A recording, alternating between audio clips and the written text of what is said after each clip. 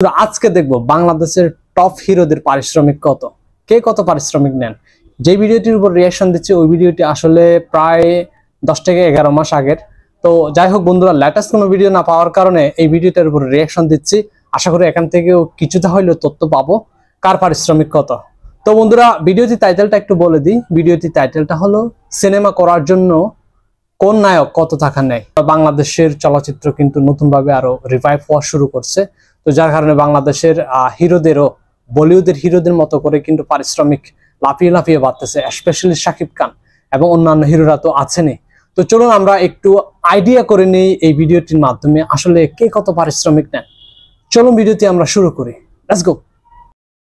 আজকের ভিডিওতে আমরা জানবো বর্তমান সময়ে বাংলাদেশের যে নায়কগুলো রয়েছে তারা সিনেমা করতে কোন নায়ক কত টাকা পারিশ্রমিক নিয়ে থাকে। তো এই ভিডিওর মাধ্যমে আমাদের চ্যানেল নতুন এসে থাকলে please hit the subscribe button, আর অলরেডি সাবস্ক্রাইব করে থাকলে থ্যাংক ইউ সো মাচ। দুই বাংলার সুপারস্টার বা কিং খান খ্যাত শাকিব খান থেকে শুরু করা যাক। শাকিব খান, যার নাম মাসুদ রানা, পরিচিতি তিনি একজন অভিনেতা। জন্ম 28 মার্চ 1979 সনে, যার জন্মস্থান নারায়ণগঞ্জে। পিতা আব্দুর রব, মাতা নূরজাহান বেগম। শাকিব খান ঢাকায় ছবির শীর্ষ নায়ক। বর্তমান যৌথ প্রযোজনার ছবিতেও অভিনয় করছেন। ক্যারিয়ারের এক যুগ পার করে আসা শাকিব খান 1966 সালের শুরুতে 1 থেকে 2 লক্ষ টাকায় কাজ করলেও 2006 সালে কোটি টাকার কাবিন ছবির মাধ্যমে 1966 সাল, এখানে কিন্তু উনি কিন্তু সালটা মনে হয় ভুলভাল বলছেন। কিছুদিন 40 লাখ টাকার পারিশ্রমিক নিতে দেখা গেছে। এরপর সিনেমার মন্দার কারণে 2012 সালের দিকে তার পারিশ্রমিক কমে 20 লাখে চলে এসেছিল। এখন চলচ্চিত্রের অবস্থা আরো ভালো হতে চলেছে। শাকিব খান এই সুযোগে বাড়িয়ে দিয়েছে নিজের পারিশ্রমিক। এখন আবার তিনি 1 কোটি টাকা পারিশ্রমিক নিচ্ছেন বলে জানা গেছে। 1 কোটি টাকা কিন্তু কম না, হিউজ পরিমাণ টাকা। আলাদা আপ্যায়ন খরচ। বর্তমান সময়ের আরেকজন জনপ্রিয় নায়ক রিয়াজ। নায়ক রিয়াজের পুরো নাম হচ্ছে রিয়াজ উদ্দিন আহমেদ। রিয়াজ কিন্তু আগের মতো আর ভ্যালু পাচ্ছেন না। অভিনেতা, জন্ম 26 অক্টোবর 1972 সালে, যার জন্মস্থান ফরিদপুর। যদিও ওনার টাইমে কিন্তু ভালো একটা পপুলারিটি ছিল, বর্তমানে কিন্তু নিউ জেনারেশন কিন্তু ওনাকে তেমন একটা দিলীপ বিশ্বাসের অজান্তে ছবির মাধ্যমে 50,000 টাকা পারিশ্রমিকে বড় পর্দায় আসা এই নায়ক একসময় জনপ্রিয়তার সঙ্গে ওঠেন এবং ছবি প্রতি 8 লক্ষ টাকা পর্যন্ত পারিশ্রমিক নেন তিনি।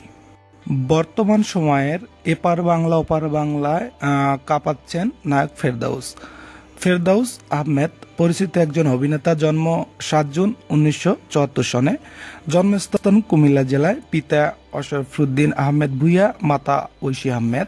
নায়ক ফেরদাউস 1997 সালে হঠাৎ বৃষ্টি ছবির মাধ্যমে বড় পর্দায় আসা এই নায়ক শুরু থেকেই দর্শকের মন জয় করে 5 থেকে 7 লক্ষ টাকা পর্যন্ত ছবিপতি বা সিনেমা প্রতি পারিশ্রমিক নেন।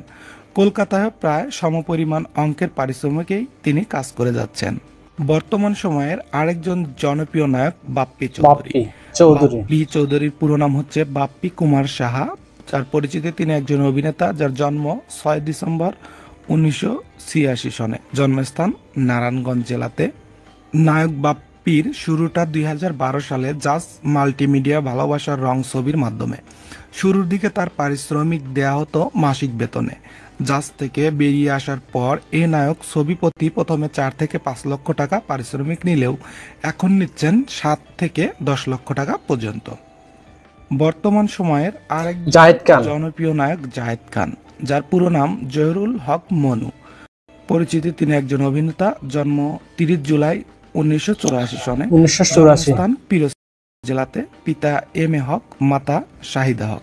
জায়েদ খান 2007 সালে মোহাম্মদ হান্নান পরিচালিত ভালোবাসা ছবির মাধ্যমে বড় পর্দায় আসা এই নায়ক প্রথম ছবিতে 1 লক্ষ টাকা পারিশ্রমিক নিলেও পরে জনপ্রিয়তা বাড়ার সঙ্গে সঙ্গে তিনি 4 লক্ষ টাকা পর্যন্ত পারিশ্রমিক।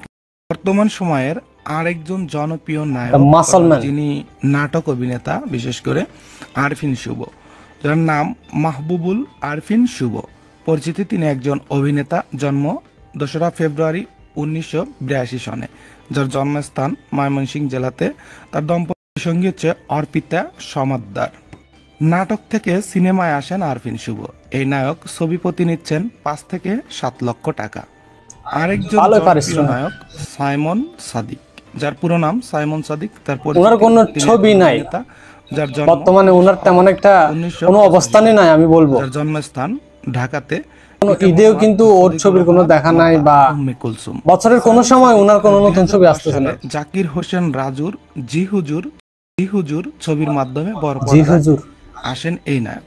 প্রথমে 3 লক্ষ টাকা করে পারিশ্রমিক নিলেও এখন বর্তমান তিনি 5 থেকে 6 লক্ষ টাকা পারিশ্রমিকে কাজ করছেন।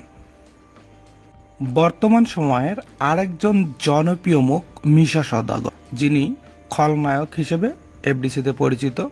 তার নাম শহীদ হাসান মিশা। তার পরিচিতি, তিনি একজন অভিনেতা। জন্ম 4 জানুয়ারি 1966 সনে। তার জন্মস্থান ঢাকা জেলাতে। পিতা হাসান মিশা। তার পরিচিতি, তিনি একজন অভিনেতা। জন্ম 4 জানুয়ারি 1966 সনে। তার জন্মস্থান ঢাকা জেলাতে। পিতা ওসমান গনি, মাতা বিলকিস রাশিদা।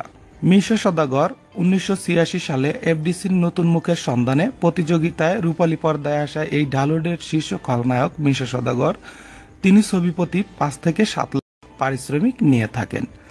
তিনি বর্তমানে 700+ সিনেমাতে অভিনয় করেছেন। 700+। এই ছিল আজকের আয়োজন। ভিডিওটা ভালো লাগলে একটা লাইক দিয়ে দিন এবং আমাদের চ্যানেল নতুন হয়ে থাকলে আমাদের চ্যানেলটি সাবস্ক্রাইব করুন। সবাই ভালো থাকুন, সুস্থ থাকুন। দেখা হচ্ছে পরবর্তী কোনো বিষয় নিয়ে। আল্লাহ হাফেজ।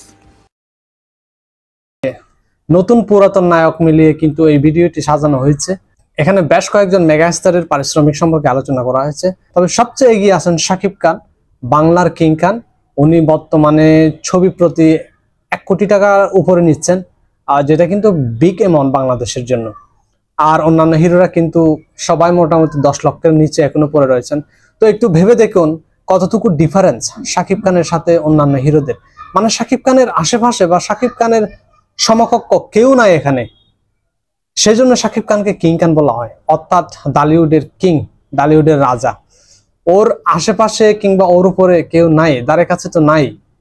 অন্যান্য হিরো যারা আছেন তারা 5 লাখ 6 লাখ, মানে পুরোটাই 10 লাখের নিচে। তো চিন্তা করেন বর্তমান সময়ের হিসাবে কিন্তু এই অ্যামাউন্টটা নিতান্ত কম।